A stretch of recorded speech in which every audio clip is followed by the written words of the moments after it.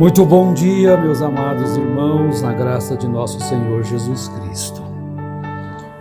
Deus promete bênçãos temporais e bênçãos eternas. E nessa jornada nossa aqui, temos bênçãos, mas também temos aflições.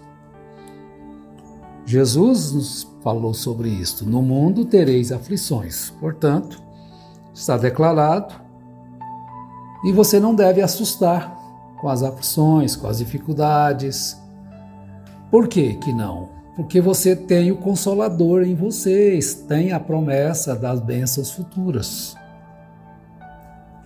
Vejam que quando Deus chamou Abraão desde o princípio, você vai encontrar ali em Gênesis capítulo 12, e as dificuldades enfrentadas por Abraão na jornada. Muitas dificuldades, até mesmo os pastores de Ló, com os pastores de Abraão, a separação. Mas Abraão prosseguiu firmes, porque ele tinha uma promessa e pela qual ele caminhava.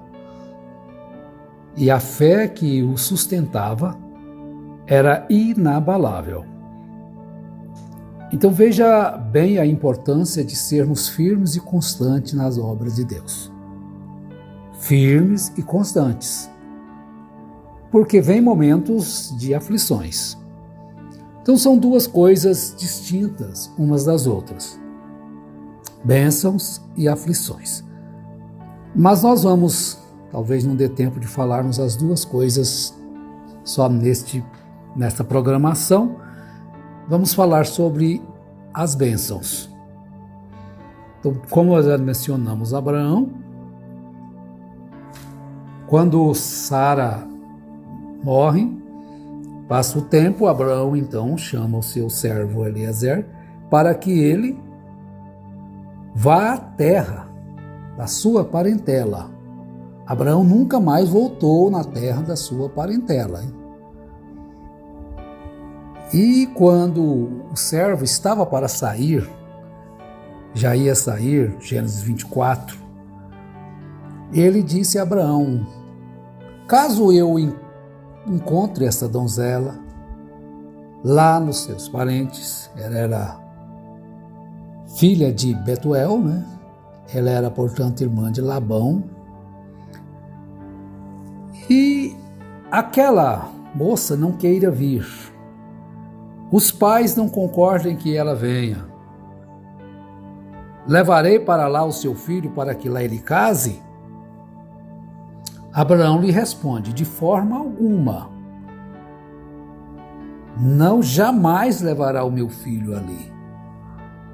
Caso ela não queira vir, você está livre do juramento que ele colocou a sua mão direita na coxa de Abraão e jurou. Aí você está livre. Você fez a sua incumbência. Veja bem, mas quando ele encontrou, chegou à terra, chegou em um poço, ele fez uma oração. Permita, Senhor, que a donzela que ia baixar o seu cântaro e deixar que eu beba e dê água aos camelos, que seja esta a escolhida para o filho do seu servo Abraão. E aconteceu que a sua oração se cumpriu rapidamente e chegou Rebeca.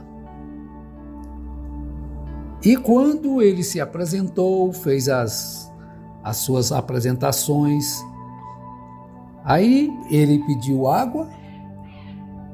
A Rebeca então, apressadamente, disse: pode beber e também tirarei para os seus camelos.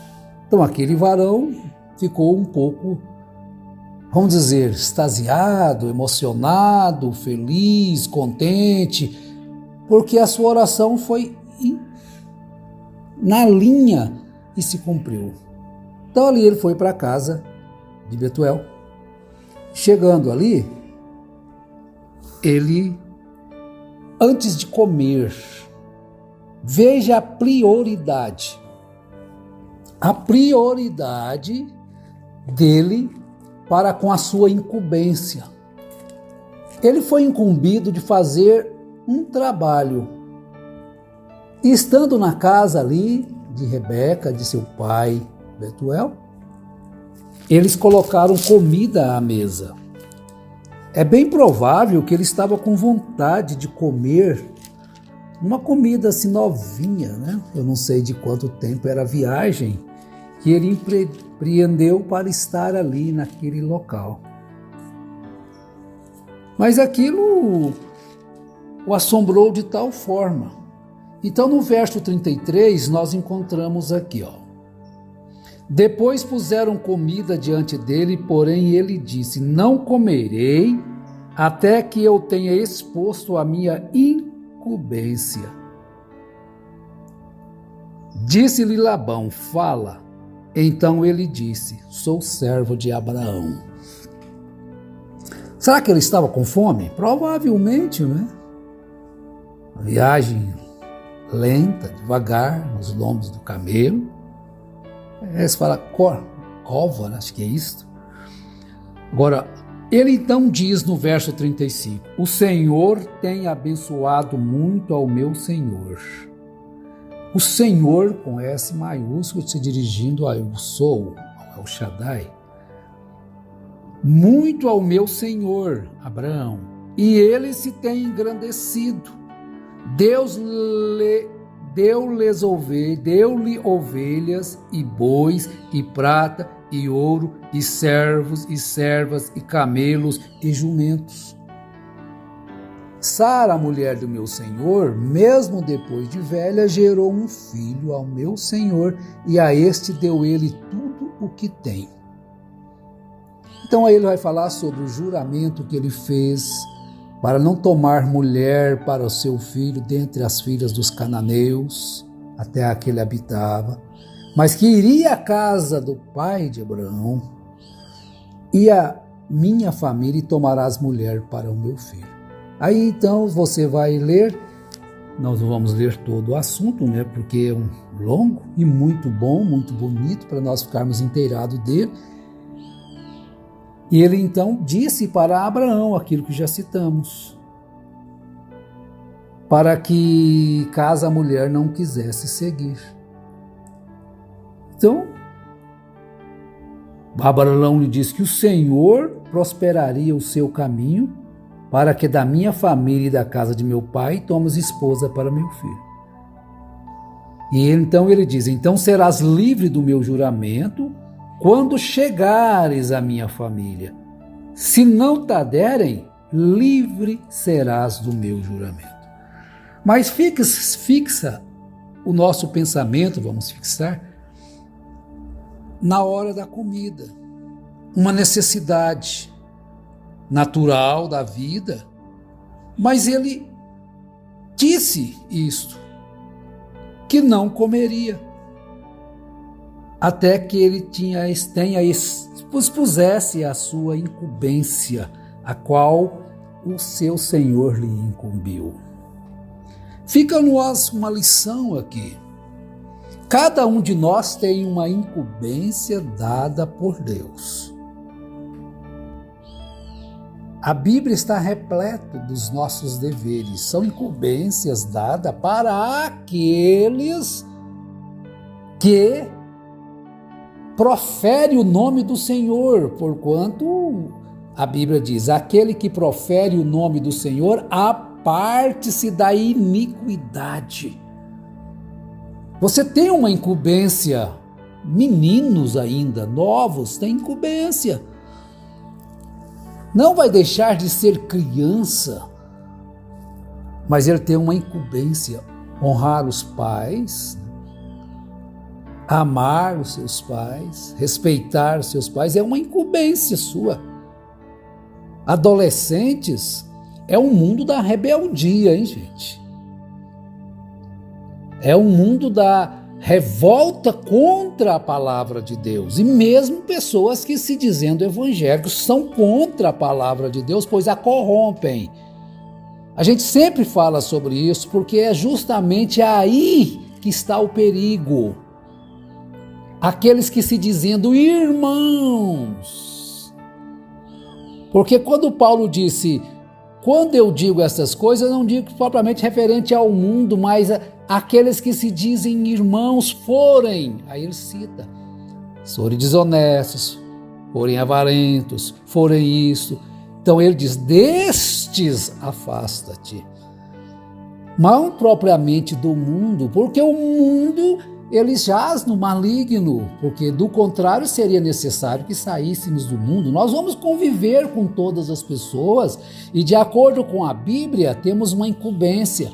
Enquanto depender de nós, tenhamos paz com todos os homens.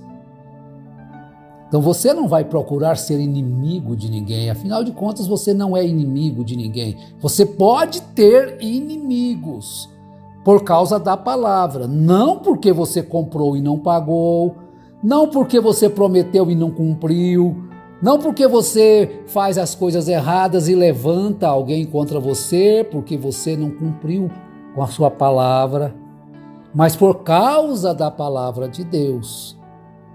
Porque nós encontramos que eles se levantaram contra Jesus, eles se levantaram contra os apóstolos, eles se levantaram contra Paulo, mas por causa de quê? Aí que está a questão. Agora, eles não deixaram de cumprir a sua incumbência, embora aquilo trouxesse-lhes perseguição, trouxesse-lhe aflição na jornada. Então essas bênçãos temporais Deus concedeu a Abraão por causa da sua inteira disposição de cumprir os mandamentos de Deus, a incumbência, peregrinar por aquela terra, onde um dia no futuro Israel seria possuidor daquela terra. Isso passaram-se quase meio século para Israel tomar posse daquela terra aonde Abraão peregrinou, aonde pisou a planta dos pés de Abraão. Então o Senhor o abençoou muito.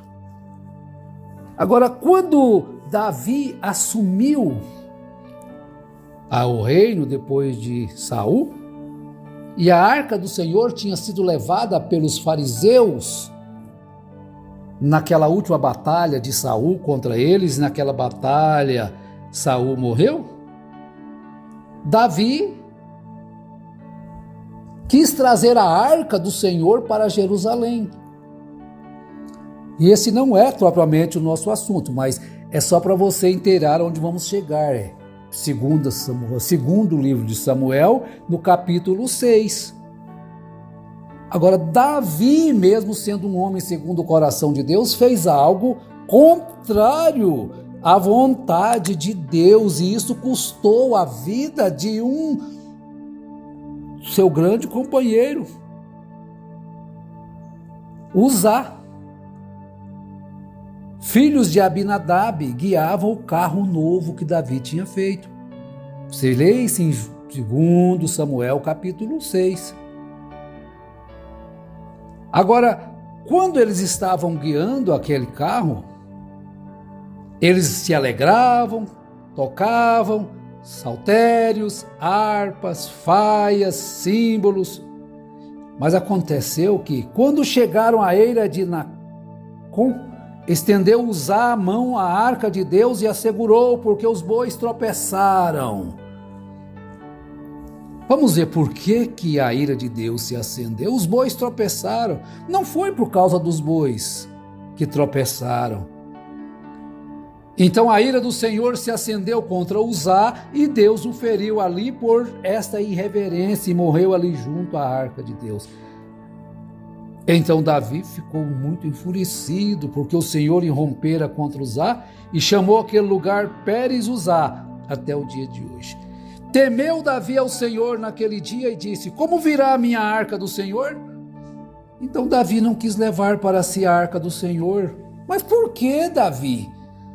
Observe o que você anda fazendo. Está de acordo com a vontade de Deus? Faça o correto. Por que deixar de fazer uma coisa porque alguma coisa deu errada? Porque você não fez corretamente como deveria ser feito. Mas aquele fundamento, obedeça às leis do Senhor, faça de acordo com a vontade dele. Então Davi não quis levar a arca para a sua cidade, então ele levou para entrar na casa de Obed-edom. Aí veja bem as bênçãos temporais de Deus. Obed-edom geteu. Veja que ele não era nem a linhagem real de Abraão. 3 meses o Senhor abençoou a Obed-edom e toda a sua casa. Então Davi ficou sabendo que Deus abençoou Obed-edom e toda a sua casa. E Davi então falou, não, eu tenho que trazer a arca de Deus para mim. E como eu vou fazer isto? Então agora, depois de pagar um alto preço, depois de sofrer uma consequência, Davi então volta para os escritos que Deus deixou através de Moisés. A arca deveria ser transportada nos ombros dos levitas, e não num carro novo, bonito, como se diz, né? Com bois que nunca colocaram canga sobre ele. Parece que estava tudo certinho, tudo bonito, bem arrumadinho. Os bois bem treinados, uma arca nova, quer dizer, um carro novo. Mas não era essa a vontade de Deus. Então parece que o evangelho está muito bonito, muito crescendo, mas é a vontade de Deus o que estão ensinando? Estão ensinando a verdade de Deus? Observe estas coisas. E Davi, então, aí conseguiu levar a arca para o seu lugar. Então, meus irmãos, a gente continua na próxima programação. Que Deus abençoe ricamente o vosso coração, ilumine, em nome do Senhor Jesus Cristo. Sejam todos abençoados. Amém.